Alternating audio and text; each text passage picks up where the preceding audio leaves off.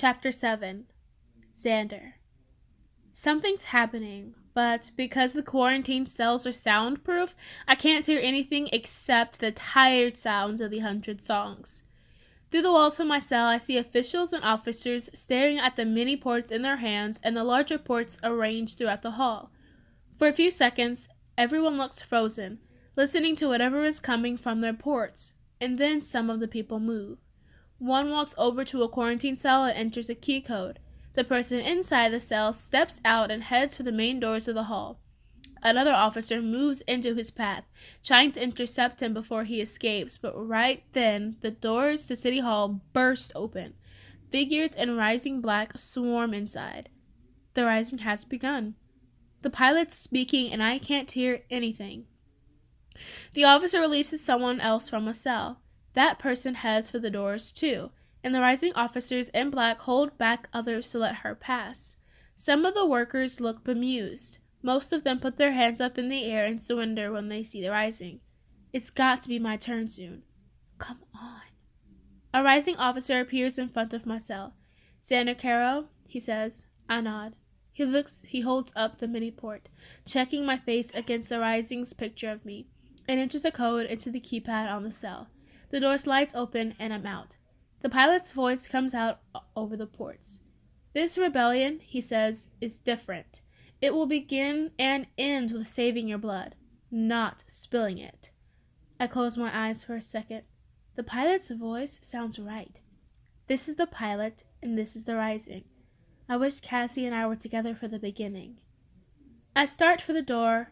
All I have to do is leave City Hall and walk across the green space to the medical center. But then I stop.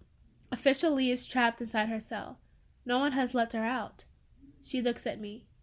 Is it a mistake that she's still locked in her cell? I pause at the door for a second, but she shakes her head at me. No. Come on, one of the officers said, pointing me toward the door. I've got to go. The rising is happening now. Outside, it's chaos. The rising has cleared the way from City Hall to the medical center, but they're pushing back officials, some of who have decided to fight. An airship screams overhead, and I'm not sure if it's ours until I see it spray warning shots down into an empty spot near the barricade. People scream and step back. The rising has thoroughly infiltrated the army throughout the years. It's strongest in Kamos, where most of the army is stationed. Things should go smoothly here. It's deeper in the society where we might have some infighting. But with the pilot the only one speaking from the ports, the rest of the people should follow soon. Another fighter ship comes over, protecting a heavier-looking ship that drops down to land. When I get to the door of the medical center, it's guarded by rising officers. They must have already secured the inside. Xander Caro, Physic, I tell one of the officers. He glances at his mini-port to check my data. Runners wearing black sprint from the landing field where the ship came down. They carry cases marked with medical insignia. Is that what I think it is? The cure. The officer waves me inside. Physics report to the office on the main floor, he says. Inside the medical center, I hear the pilot's voice again, coming from the ports all over the building. He's singing the anthem of the society. What would that be like? I catch myself wondering. To hear the music in your head, and then have it come out sounding right. Two officers drag an official past me. He's weeping, and he's holding his hand over his heart, his lips moving along to the anthem. I feel sorry for him. I wish he knew that this wasn't the end of the world. I can see how it would feel that way. When I get to the office, someone hands me a black uniform, and I change into it right there in the hall like the others are doing. I roll up the sleeves because it's time to get to work, and I throw my white official uniform down the nearest incineration tube. I'll never wear it again. We separate the patients into groups of 100, the head physic on duty tells me. He smiles. As the pilot said, some of the old systems from the society will remain in place for now. He points to the rows of patients whom the rising personnel have been referring to as the still. You will be in charge of making sure that they get proper care and of overseeing the cure. Once they've recovered and moved on, we'll move new patients to your area. The ports are silent. Right now they're flashing pictures of the still in Central, where Cassia is. For the first time, I feel a hint of worry. What if she didn't join the rebellion and she's watching this? What if she's afraid? I was so sure Official Lee was part of the rising. Could I be wrong about Cassia? I'm not. She told me that day on the port. She couldn't say the words outright, but I heard it in her voice. I know how to listen, and I could tell she made the jump. We're waiting for more nurses and medics to come in, the head physics says. Are you comfortable giving the cure now? This is not like the society. The lines are already becoming blurred.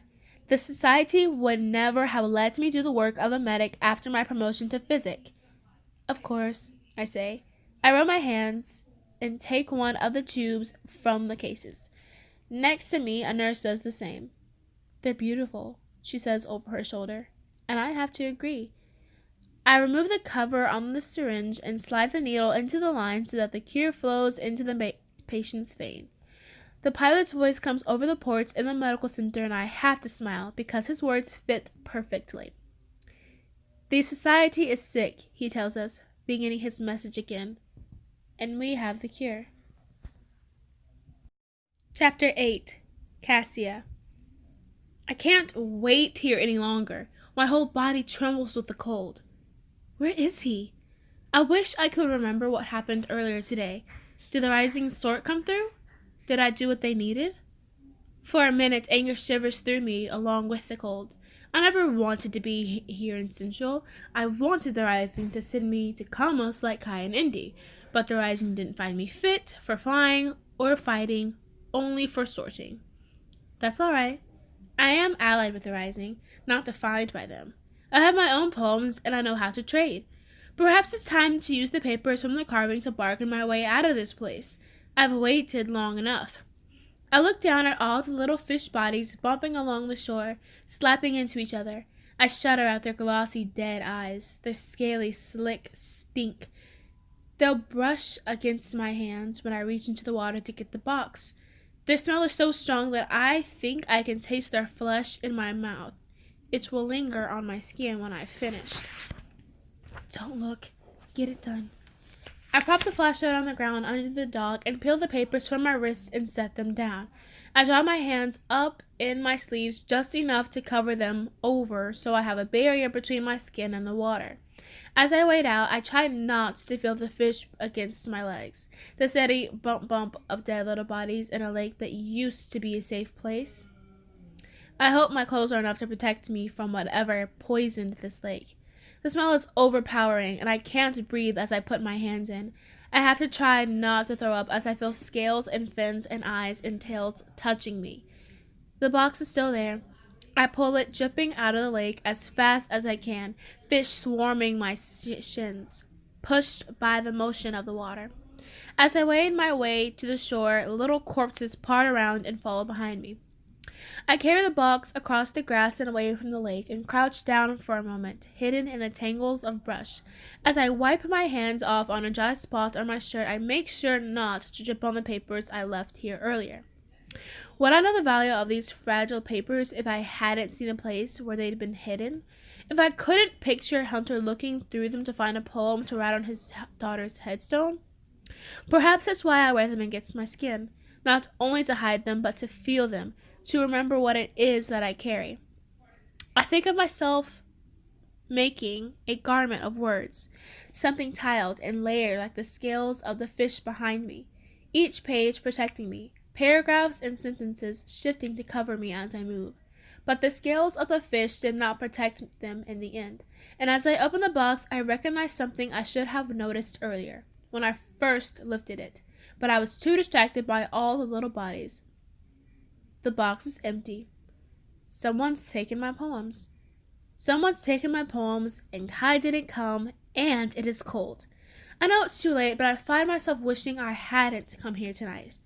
Then, I wouldn't know everything I'd lost. As I draw closer to the city, I look up at the apartment buildings. I realize that something else is wrong, not just the lake.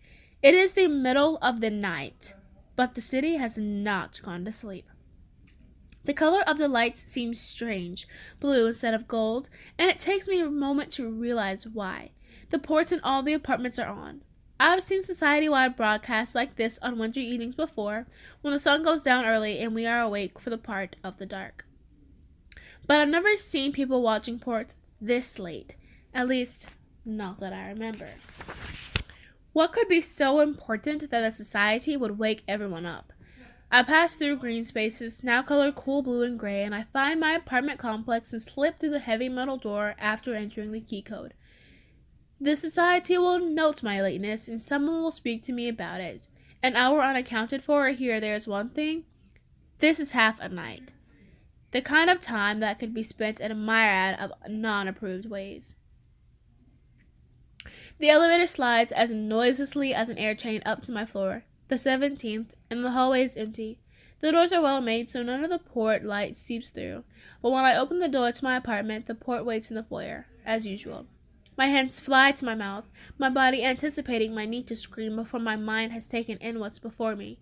Even after my time in the carving, I could never have conceived of this. The port screen is showing me bodies. It's even worse than those burned, flung aside, blue-marked corpses on top of the carving.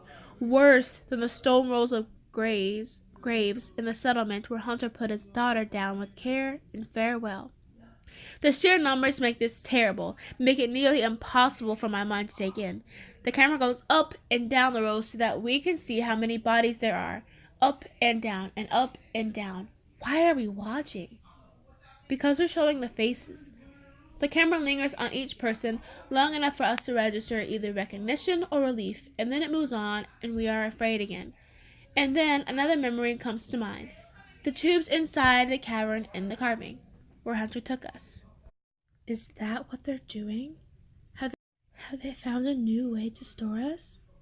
But I see now that the people on the screen are alive, though far too quiet and far too still. Their eyes are open and unseeing, but their chests move up and down. Their skin seems strangely dusky and blue.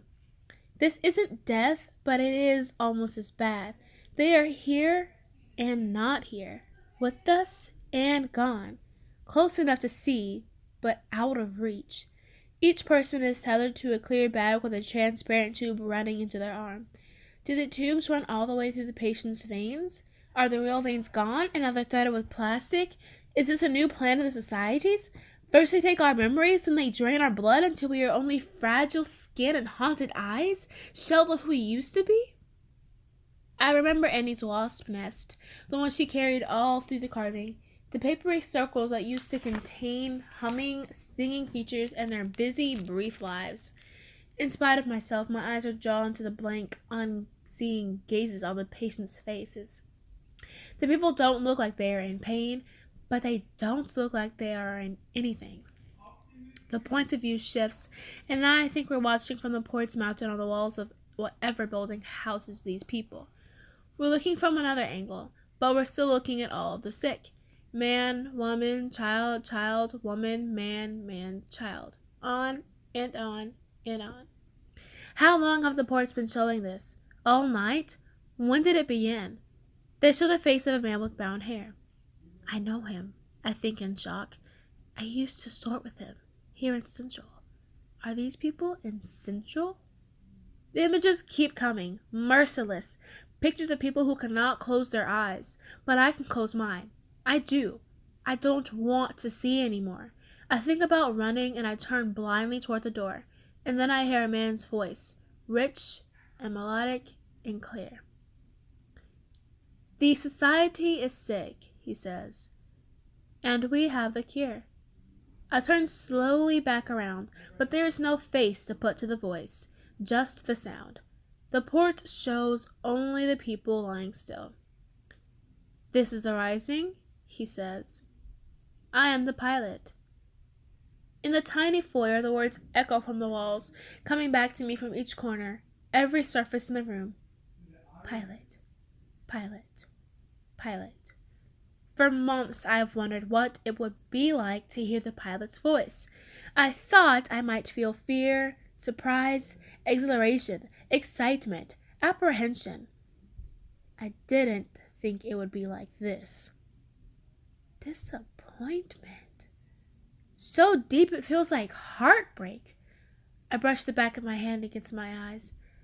I didn't realize until now that I expected to recognize the pilot's voice. Did I think it would sound like grandfather? Did I think the pilot would be grandfather somehow? We call this illness the plague, the pilot says. The society created it and sent it to the enemy in their water. The pilot's words come into the silence like carefully selected seeds or bulbs dropped into hollowed out spaces in the soil. The rising has made these spaces, I think, and now they're filling them. This is the moment they come into power. The port changes. Now we're outside, following someone up the steps of Central City Hall.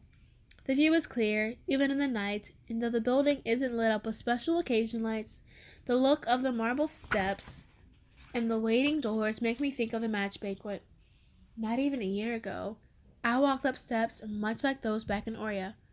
What lies behind the doors of halls across the society now? The camera moves inside. The enemy is gone, the pilot says, but the plague the society gave to the enemy still lives on with us. Look at what has happened in the society's own capital, in Central, where the plague first made inroads. The society can no longer contain the plague within the medical centers. They've had to fill other government buildings and apartments with the sick. The hall is filled, brimming, with even more of the patients. And now we're outside, looking from above at the white barricade that encircles Central City Hall. There are barricades like this in every province now, the pilot tells us. The society has tried to keep the plague from spreading, but they have failed. So many have fallen ill that the society can no longer keep up even its most important occasions. Tonight, the match banquets fell apart. Some of you will remember this. When I go to the window, I see movement. The rising is here, no longer hiding. They fly over us in ships. They are among us in black. How many of them came in from the sky, I wonder? How many simply changed a set of clothes? How deeply and well had the rising infiltrated Central? Why do I know so little about what is taking place? Is that the society's fault for making me forget, or the rising's for not telling me enough in the first place? When the plague was first developed, the pilot says, there were those of us who saw what might happen. We were able to give you some of you, immunity. For the rest, we have a cure. And now the pilot's voice takes on more emotion, more persuasion. More. It becomes bigger. It plays on our emptiness, fills our hearts. We will keep all the good things from the society, all the best parts of our way of life. We won't lose all the things you've worked so hard to build, but we'll get rid of the sicknesses in the society. This rebellion, the pilot says, is different than others throughout history. It will begin and end with saving your blood, not spilling it. I start to edge toward the door. I need to run, to try to find Kai. He didn't come tonight to the lake. Perhaps this is why. He couldn't get away. But he might still be here in Central somewhere tonight. Our only regret, the pilot says, is that we were unable to step in before any lives were lost. The society was stronger than we were, until now. Now we can save all of you. On the screen, someone in a black uniform opens a case. It is filled with small red tubes. Like the tubes in the cave, I think again. Only those were lit blue. This is the cure, the pilot says, and now, at last, we have made enough for everyone. The man on the screen reaches inside the case and takes out a tube, pulling off the cap and revealing a needle. With the smooth confidence of a medic, he plunges the needle into a line. I draw in a breath. This illness may look peaceful, the pilot says, but I can assure you that it is still fatal. Without medical care, bodies shut down quickly. Patients dehydrate and die. Infection can set in. We can bring it back if we find you soon enough, but if you try to run, we cannot guarantee a cure. The port goes dark, but not silent. There are likely many reasons they chose this pilot, but one of the reasons has to be his voice. Because when the pilot starts to sing, I stop to hear. It's the anthem of the society, a song I've known all my life, one that followed me into the canyons, one that I will never forget. The pilot sings it slow and sad. The society is dying, is dead. Tears stream down my cheeks. In spite of myself, I find that I am crying for the society, for its end, for the death of what did keep us safe for a very long time. The rising told me to wait, but I am no longer good at any of that. I feel my way along the long underground hallway, crumbles of green moss coming off in my hands, and I wonder how thick and fast things can grow down here, below. Somehow, I rarely seem to run into anyone going or coming, though the fear of putting on my hand to touch stone and feeling skin instead is always there. I couldn't find Kai, so I've come to ask the archivists what they know. They might lean one way or the other, society or rising, but it seems to me that they are archivists above all. Today, everyone isn't hidden among their own shelves, tucked away in their own trades.